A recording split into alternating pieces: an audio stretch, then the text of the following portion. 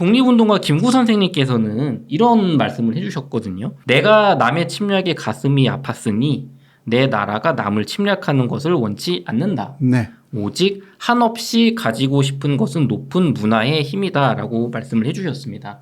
사실 그 교수님께서 귀화하시는 시점이 2003년, 2000년 초까지만 해도 일본과 우리나라의 문화적 역량은 이제 제가 느끼기에도 비교가 안 됐었거든요. 네.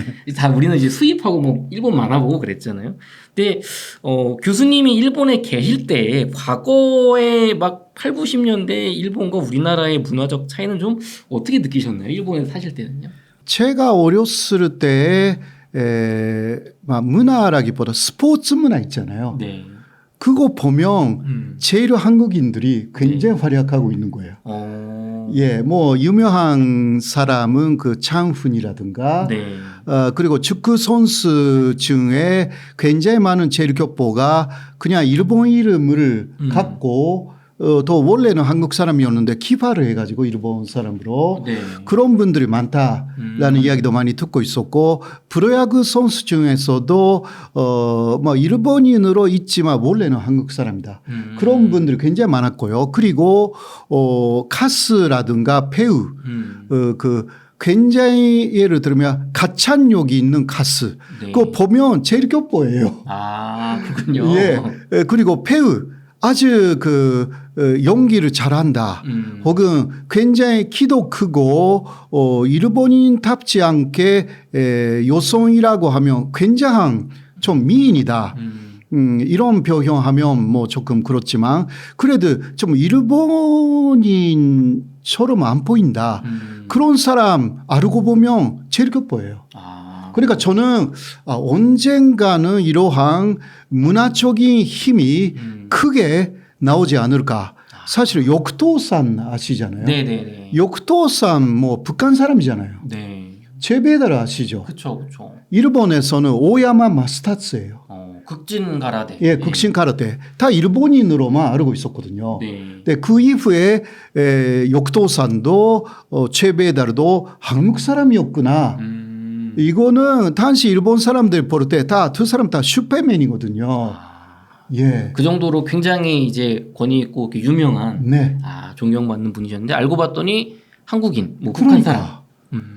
그런 면에서 이게 한국의 스포츠 문화 또 엔터테인먼트 문화는 일본의 조변에 갈려 있다. 네. 라는 그 생각을 저도 가졌고 저뿐만이 아닙니다. 네. 굉장히 많은 사람들이 그것을 느꼈기 때문에 결국은 지금 그 한류가 세계적인 문화가 됐다라는 것은 당연하게 생각하는 그 일본에 그런 것을 알고 있는 분들이 많습니다. 그렇군요. 그럼 정말 네. 교수님 어리실 때도 우리 한국의 좀 문화적 역량이 좀 잠재되어 있었다. 네네. 네, 이렇게 얘기해 주셨는데 불과 한 20년 사이에 한국과 일본의 문화적 역량이 완전히 역전된 것 같습니다. 네네. 한국 문화에 일본의 이제 침투 과정, 침투라고 하면 좀 그렇죠. 일본에 이제 전파된 과정. 네. 어떤 식으로 이게 좀 이렇게 진행이 됐나요? 예, 사실 그 80년대도요. 일본에서 한류가 없었던 게 아닙니다. 사실 그 조용필이 일본에 네. 가서 4번이나 일본에 그 12월을 그 마지막 날에 하는 그 홍백 노래 합정 네. 거기에 4번이나 조용필이 선발됐고요. 그 홍백 노래 합전이 뭐 되게 권위 있고 큰 그런 굉장히 어떤 행사인가요? 권위가 있는 것입니다. NHK에서 하는 거기에서 선발된다라는 것이 일본의 가수로서의 명예예요. 굉장한 명예입니다. 케운숙이라든가 이러한 분들도 그런 데서 굉장히 많이 그 유명해집니다. 그래서 그런 그 가수들이 일본에서 한국 사람으로서 상당한 유명세를 탔고요. 그 다음 또 일본에서는 보아 SM 엔터테인먼트에서 그 완전히 그 일본 노래를 하는 한국 가수 보아. 네. 그러나 보아는 처음 일본 노래를 했지만 그 브레이크 댄스를 엄청나게 잘해가지고요. 네. 그렇게 브레이크 댄스를 그 마이클 잭슨처럼 할 수 있는 그러한 댄서가 일본에 없었어요. 그러니까 엄청난 인기를 누렸고 또 한국말하고 영어, 일본말을 섞어가지고 또 노래하기 시작합니다. 이 보아의 영향도 굉장했습니다. 일본에서. 보아의 영향이 굉장히 컸다. 굉장히 컸어요. 근데 그 다음 뭐 연사마도 네. 있었고요. 근데 그 전후해가지고 돈반싱이라든가 카라라든가 특히 카라는 한국어 노래를 일본에서 본격적으로 하기 시작한 그룹이었어요. 그곳으로 일본 사람들이 한글을 엄청나게 많이 배우기 시작해요. 전에는 일본어로 하거나 일본을 네네네. 좀 혼용했는데 네네네. 이제는 그냥 한글로만 완전히 한글로 하니까. 네. 그리고 뭐 온동이 춤 같은 거 네. 카라가 맞아요. 유행시켰고요. 그리고 소년도 많이 했습니다. 동북 대지진 때 굉장히 그 피해가 많았던 그 일본에게 그 헌금도 하고요.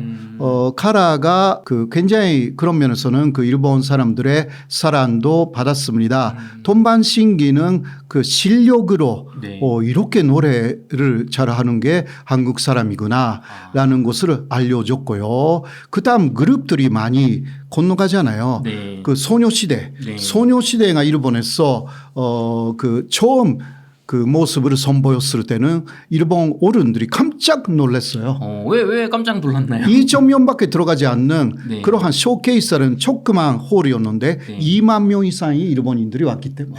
그러면 네. 뭐 아예 들어갈 수도 없고 그냥 네네. 난리 났겠네요. 그래서 어른들이 놀랐던 거죠. 근데 그때는 SNS를 통해서 이미 그 소녀시대가 많이 젊은 사람들에게는 알려져 있었습니다. 그것을 일본의 어른들이 알게 된 거예요. 이 정도구나. 이제 SNS 시대다. 예, 뭐 유튜브 같은 거죠. 네. 단실은 기타 여러 가지가 있었는데 그곳으로 노래뿐만이 아니라 춤까지 연습해서 온 일본인들 굉장히 많았어요 그때. 그러니까 너무너무 충격적이었던 거예요. 그렇겠네요. 네네네. 그 다음에 뭐 슈퍼주니어라든가 일본에 가면 지금 말하면 그 돔 크장 네. 매진시켜요. 야구장, 동구장 큰 거. 예. 몇만 명 들어가지 않나요? 5만 명. 야, 5만 명을 예, 매진시키나요? 이거는 그 일본인 가수는 못 돼요. 그런데 한국 가수가 오면 너무 그 장르로 매진시켜. 야, 일본 가수도 쉽지 않은 건데. 예, 일본 가수는 10,000명 정도 들어가는 데서 매진시키면 이게 성공이거든요. 그런데 한국에서 온 애들은 며칠간 BTS는 뭐 당연히고 뭐 블랙핑크도 그렇고요. 기타 굉장히 많은 가수들이 이번에도 가수 뭐 뉴진스가 네. 그렇게 했잖아요. 그렇죠. 5만 명 이상 들어가는 데를 연속적으로 매진시켜요. 그러니까 이게 이것을 매진시키는 하나의 힘은요. 사실은 연사마 때 많이 만들어졌어요. 연사마 때 엄청나게 팬이 된 그 사람들은 30대 40대 아주머니들이었어요. 그렇죠. 그 당시에는 아주머니 30대 아주머니 겨울연가 나올 때. 네. 그 아주머니들이 쭉 한류 팬이에요. 사실. 그러니까 그분들이 아이를 낳고 그 아이들하고 함께 한류 드라마 K-팝을 쭉 보는 거예요. 그 아이들이 지금 성장돼 가지고 어마어마한 한류 팬, K-팝 팬 그렇게 세대가 이어지고 있는 것입니다. 어떻게 보면 어머니가 한국의 우호적인 분이니까 네네. 아무래도 자식도 그래요. 편견 없이 이제 마주를 하겠네요. 그분들은요, 그 사람들은 한국이 선진국으로 정확하게 인식하고 있습니다. 왜냐하면 그 사람들이 특히 배현준이 나온 그 시점은 일본의 경제가 쭉 내려가는 시점이었기 때문에 반대로 한국이 올라가는 그렇죠. 그러한 시점이었기 때문에 그때 또 태어났던 사람들은 선진국으로서의 한국을 받지 또 후진국으로 그 내려가는 일본에 실망하고 있는 그러한 세대이기 때문에 우리하고 세대가 달라요. 그러니까 과거에 우리 일부에서 나눴던 막 그 과거 식민 역사 반성 안 하는 그 일본 분들은 이제 옛날 한창 잘 나갈 때 그러니까. 그 역사인데 지금 세대는 다르다. 아니에요. 정말 달라요. 그러면 좀 뭔가 이제 한일 우호의 이런 어떤 좀 희망을 좀 볼 수 있을 것 같은 예. 생각이 듭니다. 예. 교수님 그럼 또 일본에 그 이런 K-팝 같은 드라마 뭐 이런 것도 많이 유명하지만 음식도 이제는 일본에서 상당히 한국 음식들이 이제 뭐 널리 퍼졌다 뭐 그런 얘기도 네네. 있더라고요. 예, 예. 맞습니다. 뭐, 다 한국 음식점이 여기저기에 일본에서 있고요. 그리고 또, 뭐니 뭐니 해도 라면이죠. 라면. 한국 라면. 네. 일본 라면은 맵지 않잖아요. 그렇죠. 그런데 매운 한국 라면을 그 일본 사람들 굉장히 좋아해요. 뭐 세계적으로도 좀 그렇지만 네. 그 매운 맛에 익숙해졌다고 할까? 그러니까 일본 라면이 조금 어떤 면에서는 뭐라고 할까? 한국 라면을 먹으면 일본 라면이 그 2% 부족하다. 네. 뭐 그러한 느낌인 것 같아요. 그런 면에서 그 한국 라면이 아주 돌풍을 일으키고 있는 게 역시 일본 시장이다. 세계적으로도 그렇지만 네. 그런 게 있죠. 뭐 김치는 다 들어갔고요. 기타 뭐 한국 음식으로서도 뭐 삼계탕 같은 것도 일본에서 뭐 굉장히 많이 그 먹고 있고요. 또 그런 사람들이 한국에 많이 와서 또 그 한국의 좋은 음식을 맛보고 일본에 또 돌아가서 일본 쪽에서도 그런 곳을 계속 그 즐겨 먹고 다니는 그런 식으로 된 것 같아요. 지금. 그렇군요. 정말 참 많은 문화 교류가 있다고 생각이 드는데요. 그 교수님 제가 그 일본에서 그 오디션 프로그램을 하나 봤는데 그 우리나라의 그 JYP 박진영 그 JYP 회사에서 하는 일본인들로 구성된 한국식 K-팝 아이돌 을 뽑는 그 뭐 니지 프로젝트라는 그 예. 방송이 있었다고 들었는데 이게 뭐 굉장히 화제가 됐었다고 들었거든요. 예, 맞습니다. 그러니까 일본의 아이돌들은요 완성형이 아닙니다. 일본의 그 아이돌 문화라는 것은 아직 조금 뭔가 부족한 느낌이 있는 춤이나 노래를 하는 아이돌을 그냥 내보내요. 그렇게 해서 함께 성장해 나가자라는 게 좀 있으니까 네. 실패하는 것도 많습니다. 일본에서는요. 네. 사실 그 인디 같은 뉘앙스가 좀 있는 거죠. 네, 그러나 그렇게 처음부터 그런 아이돌을 내놓는 회사들은 유명한 회사들이에요. 네. 예. 그러니까 회사에 힘이 있기 때문에 별로 아무것도 아닌 아이돌도 그냥 TV에 내보내거나 그렇게 할 수가 있죠. 맞아. 그래서 보다 보면은 좀 우리나라 가수분하고 봤을 때는 이게 춤이나 노래가 너무 엉성하지 않나. 그러니까요. 네, 크게 일본의 어떤 면에서는 문화인데 한국은 완성판을 내보내는 거예요. 그러니까 그곳을 일본에서 비교하니까 이게 비교가 안 되는 것입니다. 그렇죠. 사실. 네. 그렇기 때문에 이게 뭐 한국의 엔터테인먼트 회사들이 일본의 음악 시장 이 세계에서 두 번째이거든요. 미국이 그 세계 50% 갖고 있고요. 네. 일본은 그 세계에서 22% 정도의 음악 시장을 갖고 있습니다. 상당히 크네요. 예, 런던보다 커요. 네. 런던은 크다고 생각하지만 12%, 13%예요. 영국이 생각보다 작네요. 예, 네. 그러니까 일본이 두 번째로 아주 커요. 네. 그렇기 때문에 우리 엔터테인먼트 회사는 그 한국보다 훨씬 크니까 그리고 전소가 비슷한 일본 시장을 잡아야 된다. 그러니까 처음은 그 트와이스 같은 그룹 속에는 그 일본 스타가 3명 정도 있잖아요. 그 9명인가요? 9명 가수 중에 3명. 네, 사나, 미나, 모모 세 분이 네네, 계십니다. 3명인데 네. 그런 식으로 했는데 아예 그냥 일본 아이들로 다 하자. 맞아. 100% 일본인. 네네네네. 9명이. 예. 7명일 거예요. 네네. 네, 그러나 그것을 뽑는 과정에는 한국의 엔터테인먼트 회사들이 많이 참여를 하는 거죠. 예. 왜냐하면 그 노하우가 있기 때문에 그런 거죠. 그렇게 해서 완성판 아이돌을 일본에서도 내보내자. 이거 하나의 실험이거든요. 네. 일본은 그냥 함께 성장해 나가자라는 문화가 있기 때문에 완성판이 나올 때 어떻게 되는지라는 것은 조금 지켜봐야 하지만 그거는 한국 스타일이에요. 사실. 네, 그래도 일단 하나의 성공 사례가 될 가능성이 있어가지고 그러면 일본의 음악 시장 엄청나게 바뀌어요. 실제로 네. 그 니쥬라는 그룹이 여자 그룹이 이제 한 3년 전인가 데뷔를 했는데 네네네. 뭐 코로나 때문에 좀 활동을 많이 못 하긴 했지만 네네. 일본 내에서 뭐 선풍적인 인기를 일으키면서 굉장히 네네. 매출도 높고 예, 이제 끝났죠. 네. 그러니까 활동 기간이 네. 끝났죠, 사실.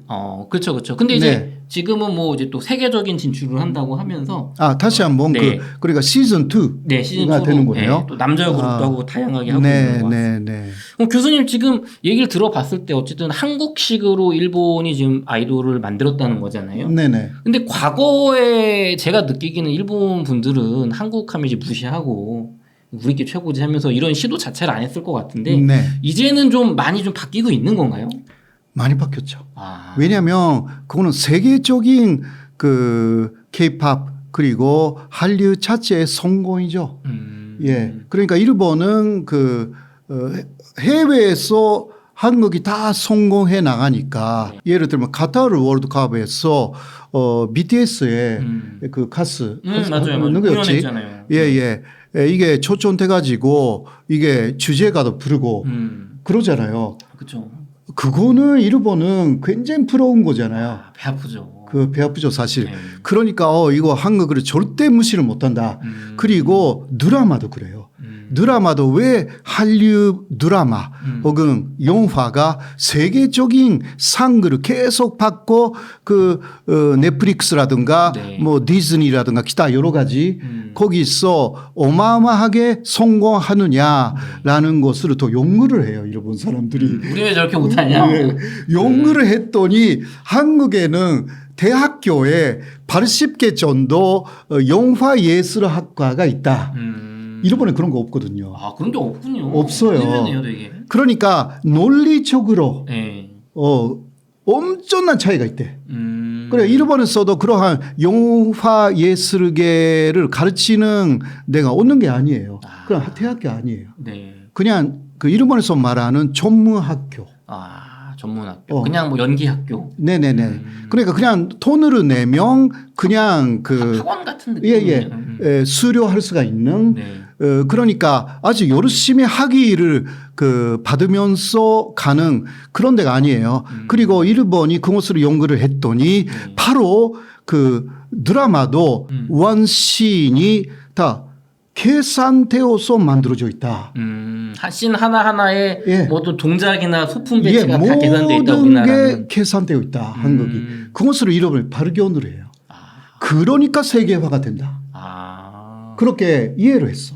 저희는 그게 좀 당연하다고 느껴지는데 네, 일본은 그렇지 않은가 보네요. 네, 일본은 그러니까 감독들도 네. 나이가 너무 많아. 이제 너무 올드하게 예. 너무 많은데 일본은 나이가 많으면 많을수록 또 코니가 있어가지고요. 또 은퇴를 많이 안 해. 그래요? 네, 만들어낸 작품을 보면 굉장히 나이 많은 사람들이 만들었기 때문에 화력이 별로 없어. 예, 재미없어 사실. 그렇죠. 우리도 지금 뭐 한 10년 전 드라마만 봐도 벌써 흐름이 달라졌는데. 그러니까 그러한 여러 가지 한계점에 일본은 도달을 했고, 네. 뭐 앞으로는 한국을 흉내내 가지고요. 또 새롭게 한국을 benchmarking 해가지고 또 일본 엔터테인먼트 문화도 또 새롭게 바뀔 가능성이 충분히 있기 때문에 한국도 뭐 아주 우리가 계속 앞으로 달리고 있다라고만 생각하면 안 될 것 같아요. 긴장해야 된다. 네네. 근데 또 최근에 몇 년 전인가요? 일본에서 또 이제 이 배 아픈 분들이 한국 한류붐 저거 그냥 국책 사업이다. 국가에서 무슨 돈으로 밀어서 된 거다면서 쿨 재팬인가 뭔가 했다가 대차게 망했다고 들었거든요. 그러니까요. 그 얘기 좀 부탁드리겠습니다. 예. 뭐 쿨 재팬이라고요. 해가지고 일본 정부가 좀 일본 엔터테인먼트 문화를 육성하자라는 그러한 정책이 좀 있었거든요. 그런데 그거 실패를 했습니다. 왜냐하면 문제는 돈만 지원하거나 그런 것으로 해결되는 문제가 아니라 근본적인 문제가 해결되지 않고 있는데 그렇게 함으로 인해서 일본이 뭔가 성공할 수 있다고 착각한 거예요. 그때 사실 이명박 정권 때부터 또 본격적으로 한국에서는 한류에 돈을 쓴 것은 사실이에요. 사실상. 네. 네, 그러나 그거는 먼저 조변이 완전히 만들어져 있었거든요. 만들어진 다음에 많이 지원을 해줬어요. 사실. 네. 그러나 일본은 아무것도 없는데 그냥 돈만 주려고 하니까 네. 이거 그 돈만 받아서 뭔가 할 수 있는 일이 아니기 때문에 아. 그래서 실패한 것입니다. 그러니까 우리나라는 이미 문화 그 말씀해 주신 거 드라마나 케이팝이나 영화나 이런 게 있는 상태, 세계적으로 먹힐 수 있는 컨텐츠가 있는 예. 상태에서 국가가 좀 홍보를 도와주니까 된 건데 그러니까요. 일본은 말씀하신 것처럼 뭐 네. 할아버지들이 이렇게 드라마 만들고 이런 분들 안 되는 걸 갖고 하니까 안 된다. 안 되죠, 안 되죠. 그렇군요. 네. 교수님 그러면 이제 좀 한국과 일본이 특히 일본이 이제 과거 역사를 이제 반성하지 않고 이렇게 계속 행동으로 뭐 독도는 자기네 땅이라고 우기면서 좀 이렇게 티격태격 우리랑 하고 있는데요. 좀 과거 세대와 달리 지금 지금의 지금 청년 20, 30대 뭐 또 10대 일본 세대 분들한테는 좀 우리가 한일 우호가 좀 될 수 있는 그런 희망을 좀 걸어볼 수 있을까요? 예. 아무래도 그 옛날에 일본 세대 뭐 특히 60대 이상의 일본인들은 과거의 식민지 시대를 간접적으로나마 좀 그 알고 있어가지고 한국에 대해서 우월감을 갖고 있었던 그러한 세대라고 할 수가 있죠. 네. 60대, 70대, 네. 80대는요. 그러나 그 이후 50대 이하 40대, 30대는 그렇지 않고 한국이 상승하는 그 세계적으로 그러한 가운데서 한국을 알게 돼가지고 또 일본의 교과서에서도 그 10년대에는 특히 그 위안부 문제라든가 철저하게 가르쳤어요. 그러한 그 영향도 있고 해서 상당히 그 일본이 과거 잘못된 그런 길을 걸어왔다라는 것을 인식하고 있는 일본인들도 꽤 많습니다. 사실. 네. 그렇기 때문에 한일 관계가 좋아질 가능성이 지금 그 젊은 세대에 많이 기대를 걸어볼 수가 있습니다. 그 대표적인 그 사람이 한국에서도 알려진 그 일본의 메이저리거 야구 메이저리거의 대표적인 선수 누구일까요? 뭐 오타니 쇼헤이 오타니 쇼헤이. 예. 오타니 쇼헤이가 특히 초등학교부터 고등학교까지 배웠던 그 시기는 일본에서 유토리 교육이라고 했습니다. 네. 유토리는 그 여유로운 교육이라고 해서 절대 평가를 했어요. 상대 평가하지 않고. 네. 그러니까 이제 그 부담이 좀 덜 된 거죠. 그리고 또 교육하는 내용도 인종이나 나라로 차별하면 안 된다라는 것을 철저하게 그때 가르쳤습니다. 잘했던 시기. 네, 그러니까 오타니가 한국에 대해서 굉장히 그 좋은 이야기를 하고 또 인격적으로도 그 친구는 괜찮은 친구예요. 네, 그러나 오타니 같은 세대가 그런 사람들이 많다.